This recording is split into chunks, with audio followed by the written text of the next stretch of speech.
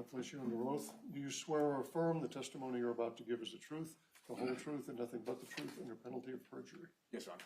Have a seat. If you begin by introducing yourself to the jury by stating your name and spelling it for our record, please. Francisco Alvarado, last name Alvarado. Ms. Murphy. Thank you, Judge. Good afternoon, sir. Good morning. Afternoon, sorry. What do you do for a living? I am a detective, With what agency or department? San Jose Police Department. How long have you been with SFPD? September will be 6 years. Okay. And you said you're a detective? Correct. Prior to becoming a detective, what was your rank? I was a patrol officer. Okay. And what was your rank and assignment in October of 2022? I was a patrol officer assigned to day shift. Patrol officer in which shift? Day shift. Day shift. Okay. And what are the hours for day shift? It's 6 a.m. to 4 p.m. Great. What is the general scope and duty of a patrol officer? The usual respond to calls for service, traffic stops, welfare checks.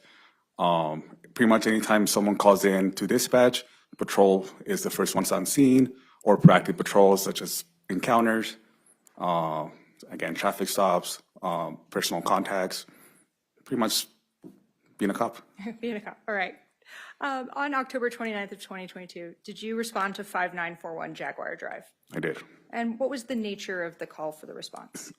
That initial call was labeled as an ambulance assist. Okay. And did that information change as you were en route? I believe not. Approximately what time did you arrive on scene? I believe the call was I arrived there about 1:45 p.m. And when you arrived, were you wearing your body-worn camera? I was wearing it, but it was not on. What do you mean it wasn't on? It was dead. It was dead. It was dead, yes. Okay. Can you explain that to the jury? It's towards the end of the shift. We had a busy shift. My camera was operating through the whole morning, afternoon. It ran out of battery. Did you intend for it to run out of battery? Oh, no. Okay. Who did you arrive on scene at 5941 Jaguar Drive with? With Canine Officer Alejandro Arroyo and now Detective Manuel Romero. And once you arrived on scene, how did you begin to approach that house? We met at the front of the house, and then we split up. Canine Officer Arroyo went to the right of the house. I went towards the left of the house, considered more or less the east side of the house, and I approached towards a wooden gate. Why were you approaching towards the wooden gate? To see if I see anything, based on the call for service, if I see anyone screaming, yelling, pretty much cover more area. He takes the right side, I take the left, and we go on from there. And as you approach that left side of the building, the gate. As you approach that left side of the building and the gate, what, if anything, did you see? I saw a female coming out of a detached garage from the residence. Do you recall what the female was wearing? Black pajama pants with some designs and a black t-shirt. Okay. From the time, did you see her as she was leaving the garage, halfway to the house, at the house? Where en route was she? She was en route from the detached garage onto the main residence. Okay. Probably, I wouldn't be able to say approximately how many feet, but enough to where I could see her path. Okay. When you saw her, what did you do? I yelled contact. What does that mean to yell contact? It tells other officers that I came in contact with somebody. So usually they'll bring their attention towards me, or if I yell contact, most people will react contact. They look at you and they'll stop, and then we'll continue announcements from there, like police do not move or stop what you're doing, so on and so on. Okay. After you yelled contact to your colleagues, what did you do? Why I yelled contact, and this female she made eye contact with me, but she did not stop. She kept walking into the residence. Okay. Go ahead. I hop over the gate. Once you hopped over the gate into the backyard area, what did you do, or what did you see? I went to the backyard of the residence, went to the back towards the main residence, and I looked at the doorknob, and that's when I observed what appeared to be blood on the doorknob. Okay. And based on that observation, what did you do? I kicked the door in. Why'd you kick the door in? The call for service, the female just ignoring me, going to the house, blood on the doorknob. I have exigent circumstances to attempt to make entry into the residence. Okay. Were you concerned about anyone's safety? Yes. After you kicked the door in, or as you were kicking the door in, I guess I should say, what happened?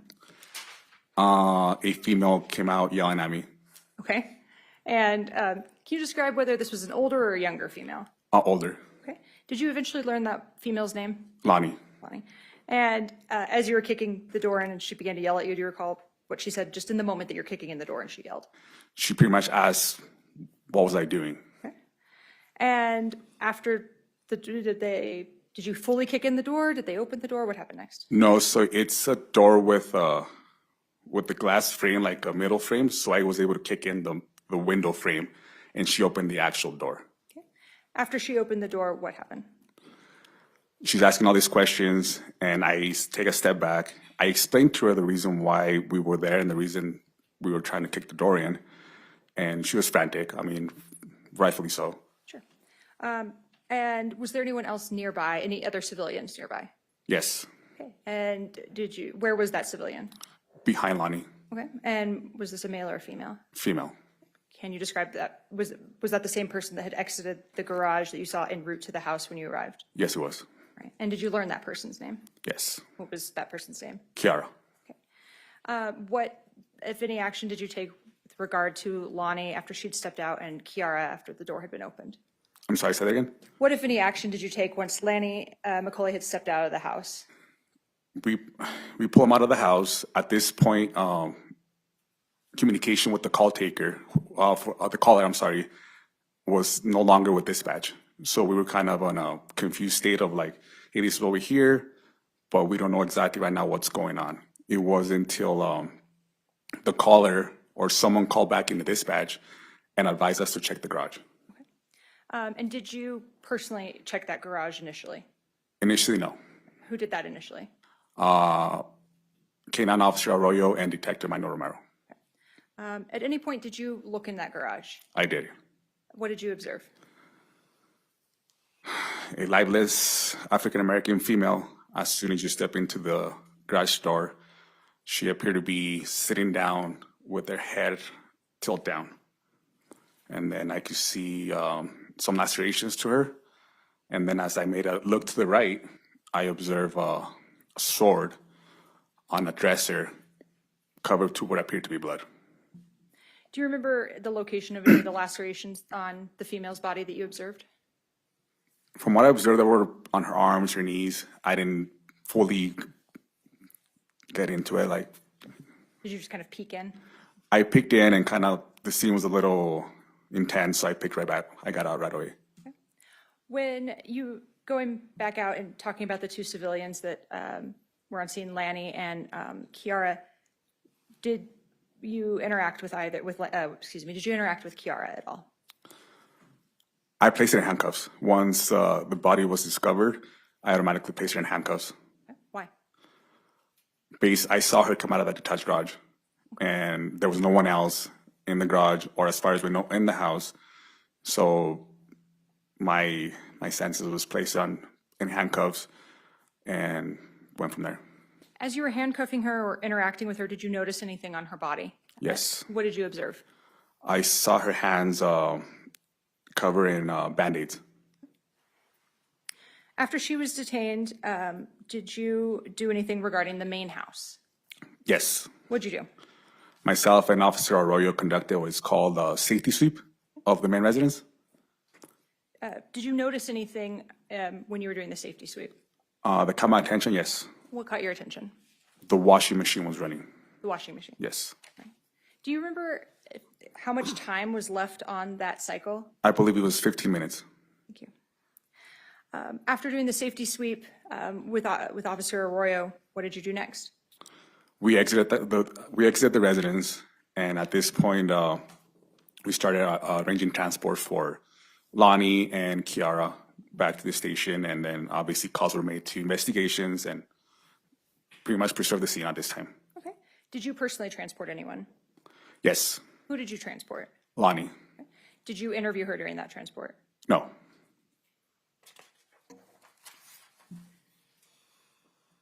After the transport to the Santa Fe Police Department main station, did you make contact with any other individuals related to this case?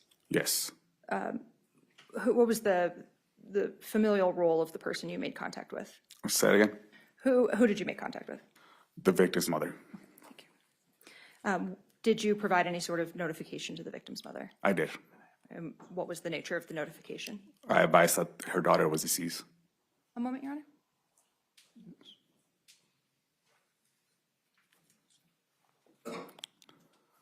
Ask the witness, Judge. Cross-examination, counsel? Thank you.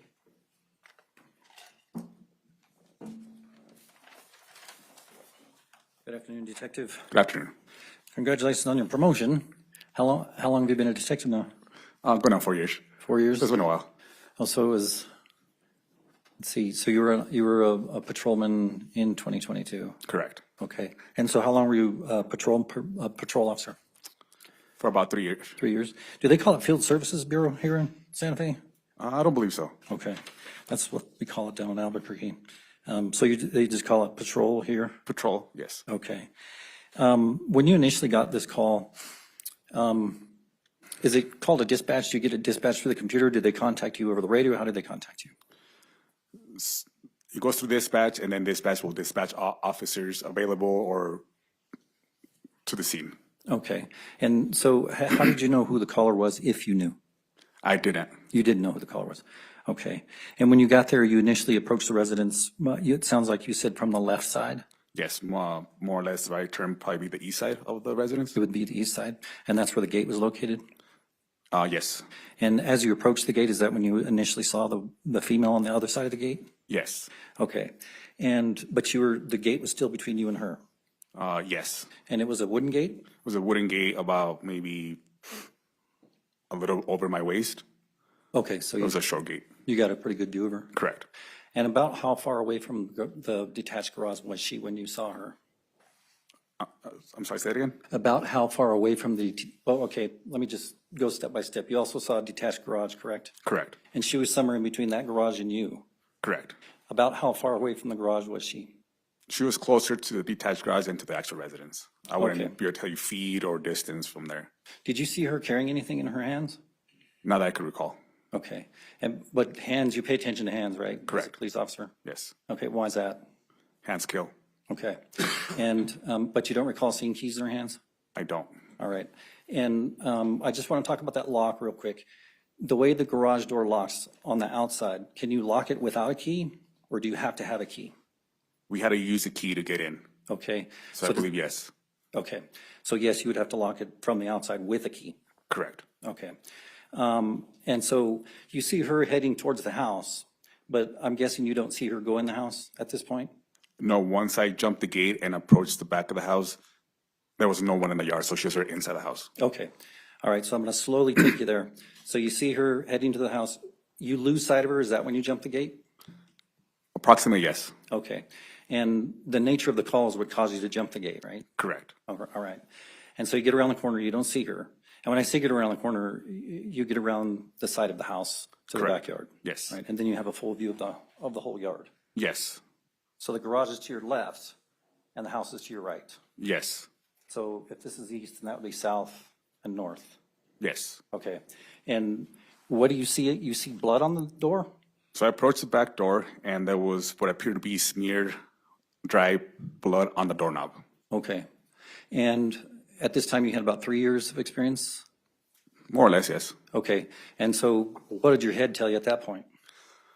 Call for service, call that someone had been killed at the location. I see someone that looks at me, and obviously I'm in a full marked uniform, walks away from me, goes into the house without any remarks of police being present. I see blood at the doorknob. My thought is someone dead inside or someone needing attention, medical attention inside. So my brain said, we have to get in there. Okay. And that's why you kicked the door? Correct. All right. And with regard to what she was wearing at the time you saw her coming from the garage, was it different from what you saw when she came out of the house later? No. So it was the same clothing? Correct. Once you started kicking the door, you had testified that another woman came to the door. Had you ever met her before or seen her before? No. And you had stated that she seemed really surprised at that point in time? Oh, yeah. Okay. And do you recall what she said? Not verbatim, but pretty much on the basis of like, what are you doing? I mean, we are kicking their back door in, so I'm sure no one likes to have their back door kicked in. Right. I can imagine. So we saw a video earlier this morning of an officer that was actually kicking the door, and I'm guessing that was you. A few pounds ago, yes. A few pounds ago, okay. And so there was two officers standing to your right, so they would have been east of you Yes. while you were kicking the door. Yes. All right. And you don't recall exactly what this, okay, you identified this woman later, and her name was Lonnie, Lonnie, correct. and you don't recall what she told you?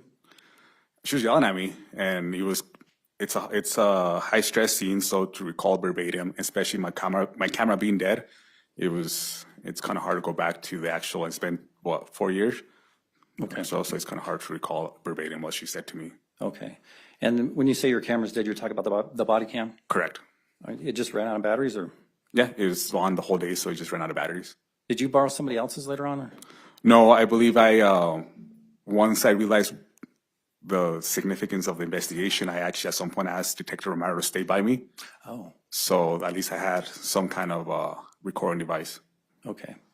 All right. So let's get back to the door. It looked like, so Lonnie then comes out at that point, Yes. but it looked like the glass was already kind of in at that point. Yeah, my foot got into the glass, yes. And once she comes out, what was her demeanor like? She was surprised. She was, like I said, she was frantic. I mean, you have cops behind you kicking your door in, so she had no idea what was going on. And had you guys lost contact with 911 at this point in time? At this point, I believe, yes, we tried to re-engage with dispatch and see if there's further information, and I believe that's just the information that we had. And this Lonnie was not carrying a phone, right? Oh, no. Okay. And then you said another person came out behind her. That was Kiara? Correct. And what was Kiara's demeanor like? Unfazed, like nothing had happened, very calm, cool, collected. Okay, and let's go back to when you saw her walking away from the garage. What was her demeanor like there? Unfazed. Did you order her to stop? I don't recall. I yelled at her after I said contact. I can't recall exactly what I said. So when you said contact, you were advising the other officers that you're making contact with someone? Yes, and I yelled it. I mean, and she looked at me, and she ignored me and walked away from me. Okay, so she made eye contact with you and then kept moving. Yes. All right. So she comes out, she's kind of calm, you said, and who then tried to open the garage door? So at that point, we lost communication with dispatch. We were kind of like, well, figuring out what's going on. Dispatch advised they had someone on the line to set and advise us to check the detached garage. At that time, Lonnie was very helpful, and she gave us the keys to that detached garage. I got those keys, and I handed them over to Officer Arroyo. Okay. Do you recall where she got the keys? I believe inside the residence. So she went back in? I believe so. And is that based on reviewing your police reports? Is that just pure memory right at this point? It's, let's say I have my camera, so it's pure memory, and then what's on my report. Okay. So she went back in, then came back with the key, and Arroyo is the one who opened it? I gave the keys to Arroyo, and I stayed with Lonnie and Kiara, and Officer Arroyo and Manuel Romero are the ones that made entry into that detached garage. Okay. Now, while you were standing there with Miss with Kiara Miss McCulley, what was her demeanor like then? With Kiara, or Kiara, she was unfazed, she was calm. she was still calm. Yes. Had you cuffed her at that point? No. So I'm guessing you cuffed her as soon as they came out and told you what they found inside, meaning the other officers. Yes. And while you were cuffing her, is that when you noticed the Band-Aids? Correct. And how many did you notice, if you recall? More than one for sure, but I don't recall the number. And in your training as a detective now, have you had to investigate cases that involved stabbings? Yes. Is it common for the perpetrator to stab themselves by accident or cut themselves? Objection, Your Honor. Foundation, 702. Go back to the foundation for the Okay. question. What kind of training have you had with regard to investigating sharp object crimes? Was a violent crimes detective for over 2.5 years. I've investigated stabbings, shootings, homicides, all within either sharp objects, gunshots, so on and so on. And even in when you're training at the academy in and of itself, they teach you how important it is to know and be aware of knives, right? Yes. In fact, I think I don't know if they still do this, but they used to instructors would walk around and run up on you with a knife to make sure you're paying attention, right? Do they still do that? Not exactly, but they do some kind of knife drills and then some close distance stuff, or how fast you can close distance, how dangerous knives could be, as any other weapon. Okay. And is there any specific type of training that you take with regard to investigating sharp object crimes? I have not. How about when you're doing the general homicide training, does it include knives and guns? Yes.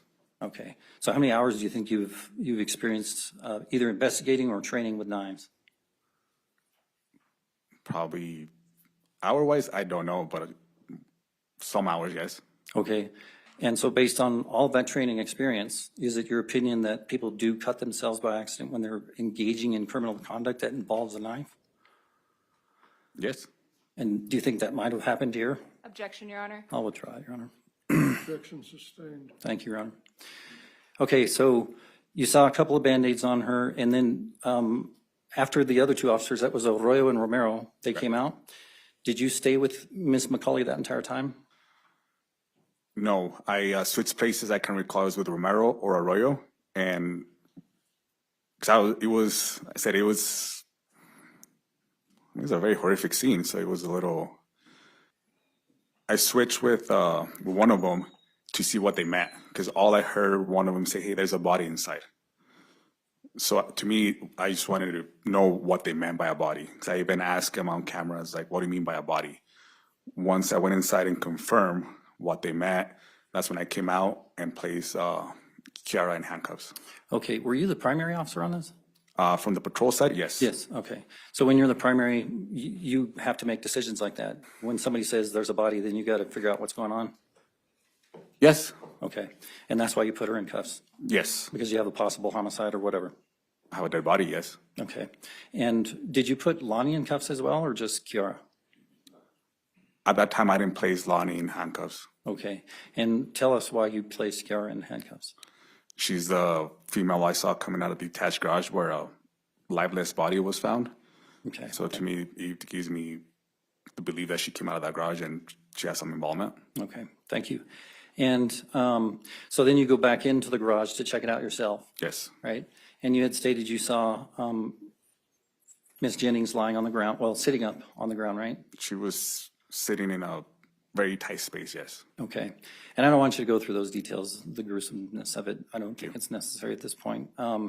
But you did see a sword. I did see a sword. And can you describe that sword for the jury? I'm not a sword guy, but it's pretty much like what you see in like medieval movies, like, I don't know, like Lord of the Rings types things. Like, it's a large sword with the handle and like the little wings and covering what appeared to be blood. So it's an actual sword. Okay. And was the blade pointing towards you, like towards the door, or was the blade pointing away from the door? Well, I can't recall. And how long do you think it was? I'm sorry, what? How long do you think it was? 3-4 feet. It was, from what it looked to me, it was a sword. It was a large sword. Okay. I'm not a sword guy either. That's why I'm pestering you. That's not about a gun, I'll tell you. Okay. Well, we don't have any gun questions. Okay, with regard to that evidence, so you see the sword, right? But you don't touch it, right? No, Okay, and there's a reason for that. of course. And that reason is because you don't want to mess with evidence. Absolutely, yes. And you know, as a patrol officer at that time, there could be fingerprints on it, Yes, and there could be DNA evidence on it, right? yes. So you never touch it, Never touch it. and you don't let anybody else touch it. No. So wherever, and then somebody comes and collects that evidence at a later time. Yes. And who would that be? Our crime scene technicians. And they're trained to pick that stuff up properly, right? That's their job, yes. Okay. And when I say properly, they try not to contaminate it when they pick it up. The way they do their training, they do their investigation a certain way, and then I don't know exactly what steps they take, but I'm pretty sure it's pretty clean. Okay.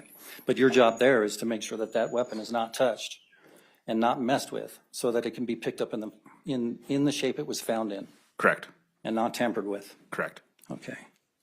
And you had stated that there was something about a washer? You saw a washer running? At the main house. Oh, that was at the main house? Correct. And you observed that after the three of you went in to clear it? Yes.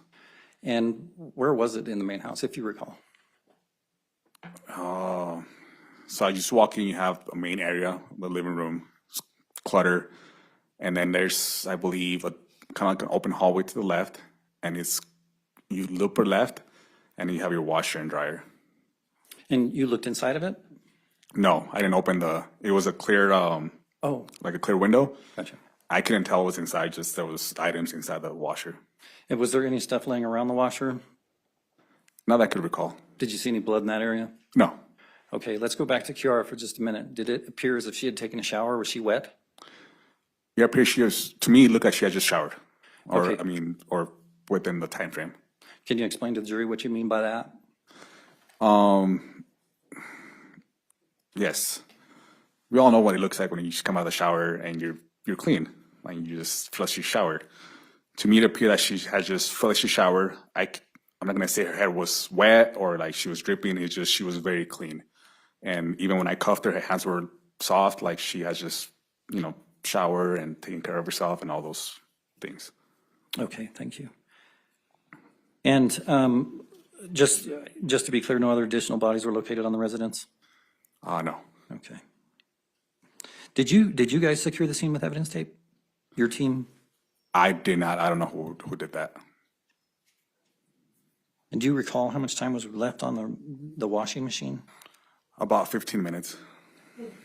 I may ask you just a few random questions here, and then I'll wrap it up, okay? Oh, you transported Lonnie McCulley over to the police station? I did. And did she talk to you about anything? I believe the only thing Objection, Your Honor, hearsay. It's just a question. I'm not going to ask him what she said. You can answer the question. If she did, don't repeat anything she might have said. yes. Was she still mad at you? She was calmer. She was calmer? Yes. Okay.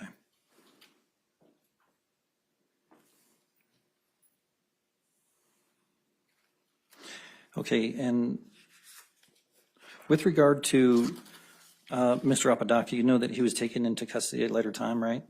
Yes. To your knowledge, did you have any keys to that garage on him? Objection, Your Honor, outside the scope. Establish a basis of knowledge if she does know. Objections overruled. So during the course of this call that you went on to, did you discover any other names like Isaac Apodaca as a possible suspect in this incident? Yes. How did you find that out? Speaking with detectives and other officers on scene. Okay, so other officers were doing investigations and they shared information with you? On the scene, yes. I was aware we split up and there was another male involved and later identified as Isaac Apodaca. Okay, and did you find out anything else about Isaac Apodaca? No. Do you know who transported him? No. Did you go to the police station? Yes. Did you see him there? I don't recall I did. Did you ever see any keys on him? If I didn't see him, I didn't see any keys. Okay, that's fair. Give me just 1 second.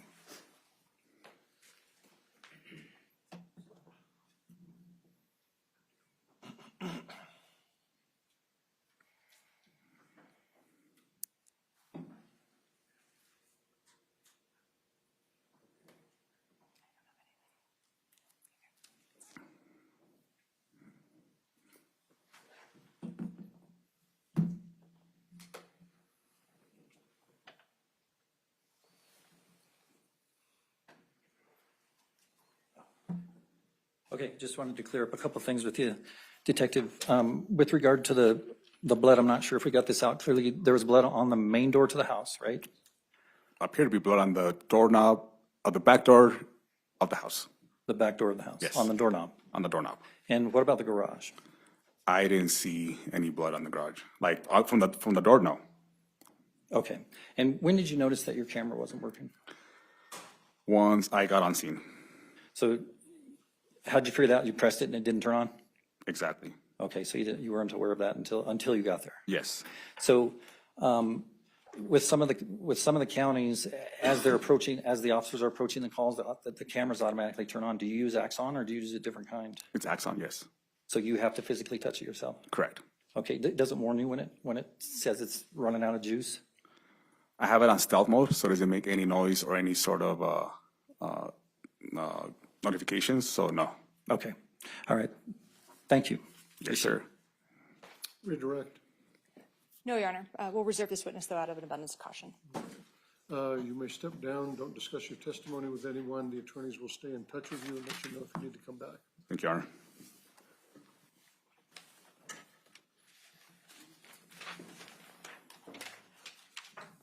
Additional testimony or evidence on behalf of the state? The state calls Manuel Romero.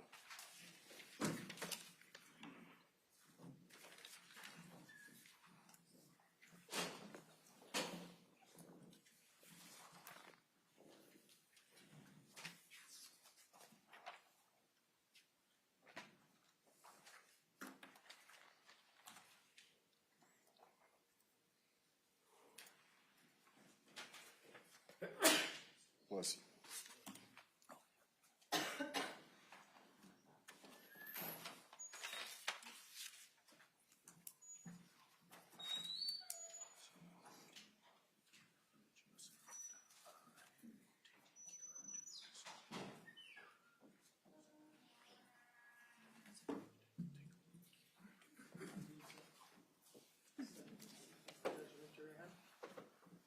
I'm going to place you under oath. Sir, do you swear or affirm the testimony you're about to give is the truth, the whole truth, and nothing but the truth, and the penalty of perjury? Yes, Your Honor.